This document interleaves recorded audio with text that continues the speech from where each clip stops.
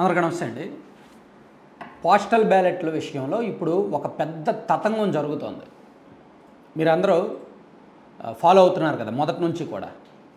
ఈ తతంగం మొత్తం ఒక కుట్ర, ఒక పెద్ద ప్లాన్. చాలా జాగ్రత్తగా ఈ వీడియోలో ఎక్స్ప్లెయిన్ చేస్తాను, మొత్తం వినండి. ఉన్నది ఉన్నట్టు, జరిగింది జరిగినట్టు చెప్తా, ఉదాహరణలతో సహా. యాక్చువల్లీ సీన్ నెంబర్ 1, పోస్టల్ బ్యాలెట్లు అంటే ఆ ఓట్లు వేసేది ప్రభుత్వ ఉద్యోగులు, పోలింగ్ విధుల్లో ఉన్న ఉద్యోగులు. రాష్ట్ర వ్యాప్తంగా గతంలో ఎన్నడూ లేని విధంగా రికార్డు స్థాయిలో 4,97,000 వరకు పోస్టల్ బ్యాలెట్ ఓట్లు పడ్డాయి కదా.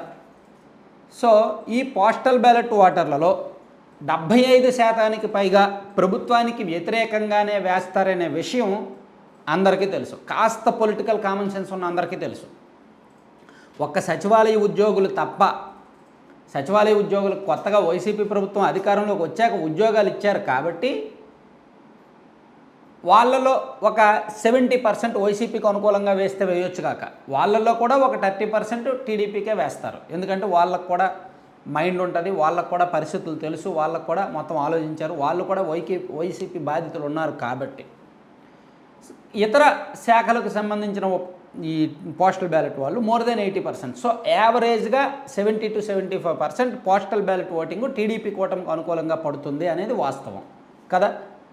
సో దీనిలో సాధారణంగా ఈ పోస్టల్ బ్యాలెట్ ఓట్లలో చాలా సీరియస్ నిబంధనలు ఉంటాయి. మీకు ఆ నిబంధనలు ఏంటనేది చాలా సింపుల్గా చెప్తాను చూడు. వాళ్ళు ఏంటంటే ఓటు వేసిన తర్వాత ఓటుని ఒక కవర్లో పెడతారు, దాన్ని బ్యాలెట్ బాక్స్లో వేస్తారు. దాని మీద అటెస్టెడ్ ఆఫీసర్, ఆ పిఓ, ఒక అధికారి ఉంటారు కదా, అతని సంతకము ప్లస్ సీలు ఉండాలి. సంతకం ఉండాలి, సీలు ఉండాలి. సో ఇవేమీ లేకపోతే పోస్టల్ బ్యాలెట్ ఓట్లు చెల్లవు. ఉదాహరణకి మీకు ఒక ఉదాహరణ చెప్తా. 2000 అంటే ఎప్పుడు ఎన్ని పోస్టల్ బ్యాలెట్ ఓట్లు చెల్లలేదనేది నేను ఒక డేటా తెప్పించుకున్నా.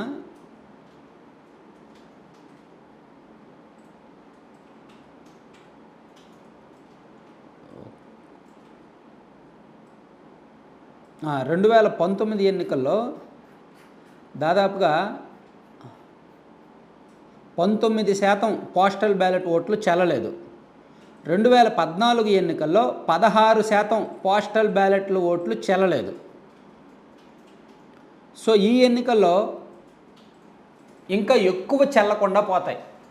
ఎందుకంటే చాలా ఇంపార్టెంట్ ఇక్కడ ఎవరైతే పోస్టల్ బ్యాలెట్ ఓట్ల మీద అధికారులు ఉంటారు కదా, సీలు ప్లస్ సంతకం చేయాల్సిన అధికారులు, సీల్ వేసి సంతకం చేయాల్సిన అధికారులు ఉంటారు కదా.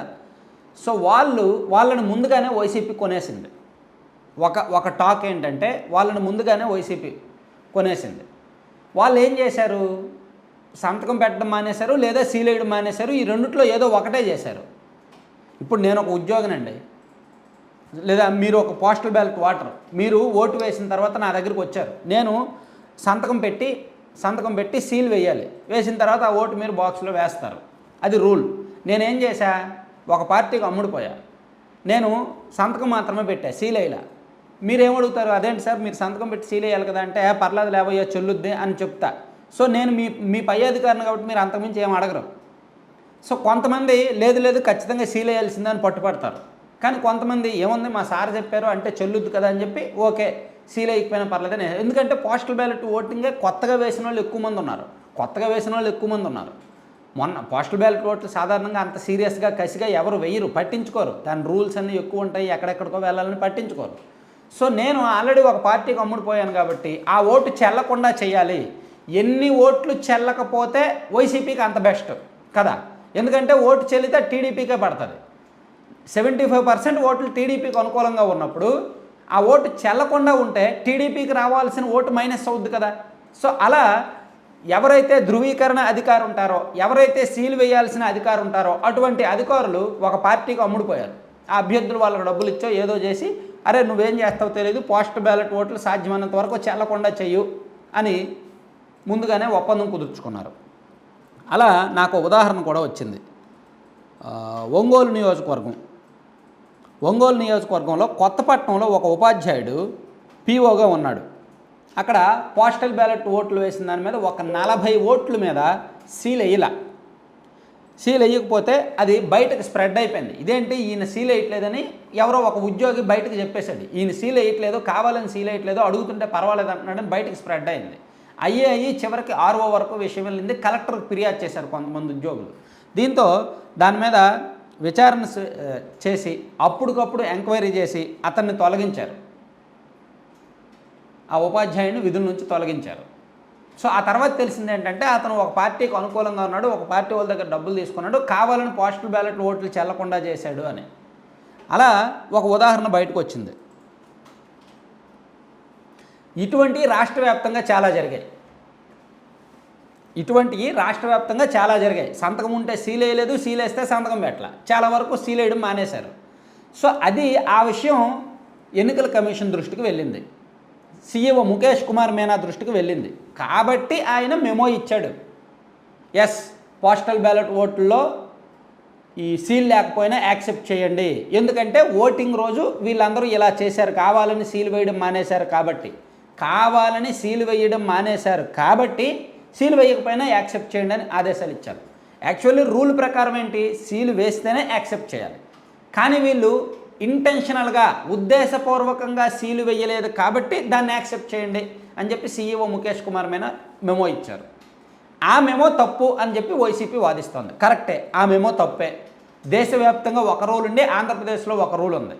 కానీ ఇక్కడ సీల్ ఇంటెన్షనల్గా వేయలేదు కదా, మరి అది తప్పు కదా, అది కుట్ర కదా. ఆ కుట్ర చేశారు కాబట్టే ఈయన నిబంధనలకు విరుద్ధంగా మెమో ఇచ్చారు. కుట్రకు దొరికారు కాబట్టి, తప్పుకు దొరికారు కాబట్టి. అయితే ఇప్పుడు పోస్టల్ బ్యాలెట్ ఓటింగ్ మళ్ళీ పెట్టండి. ఎవరైతే సీలు వేయలేదో వాళ్ళని సస్పెండ్ చేయండి, అది పరిష్కారం. దేశవ్యాప్తంగా అమలవుతున్న రూలే మన ఆంధ్రప్రదేశ్లో కూడా అమలు అవ్వాలంటే, ఖచ్చితంగా సీలు వేయకపోతే ఓటు తిరస్కరించాలంటే పోస్టల్ బ్యాలెట్ ఓటింగ్ మళ్ళీ పెట్టాలి. ఎందుకంటే చాలా చోట్ల యావరేజ్గా ప్రతి నియోజకవర్గంలో కనీసం ఒక 400-500 ఓట్లకి సీలు వేయలేదు, కావాలని వేయలేదు. మరి తప్పే కదా. సో ఇది ఒకసారి ఆలోచించాల్సిన వ్యవహారం అన్నమాట. అందుకే ఇంత కుట్ర ఉంది కాబట్టే టీడీపీ పట్టుబడుతుంది. సీలు వేయకపోయినా సరే మీరు లెక్కించాలని టీడీపీ వాళ్ళు పట్టుబడుతున్నారు.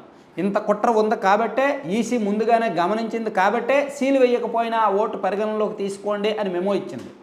సో వైసీపీ వాళ్ళు ముందుగానే ఇంత ప్లాన్ చేశారు కాబట్టే ఇప్పుడు సీలు వేయకపోతే ఆపేయండి, ఓటు లెక్కేయొద్దు అంటున్నారు. చూసారా ఎంత రాజకీయం దాగుందో, ఎంత పెద్ద సినిమాటిక్ స్క్రిప్ట్ అనమాట ఇదంతా కూడా. ఇన్ని కుట్రలు అసలు రాజకీయాల్లో ఎన్నికల్లో ఎప్పుడూ జరగనన్ని కుట్రలు ఎన్నికల్లో జరిగాయి. ఎప్పుడూ కూడా ఇన్ని జరగలేదు. అధికారం నిలబెట్టుకోవడం కోసం ఒకరు, ఖచ్చితంగా అధికారంలో రావడం కోసం మరొకరు. Thank you.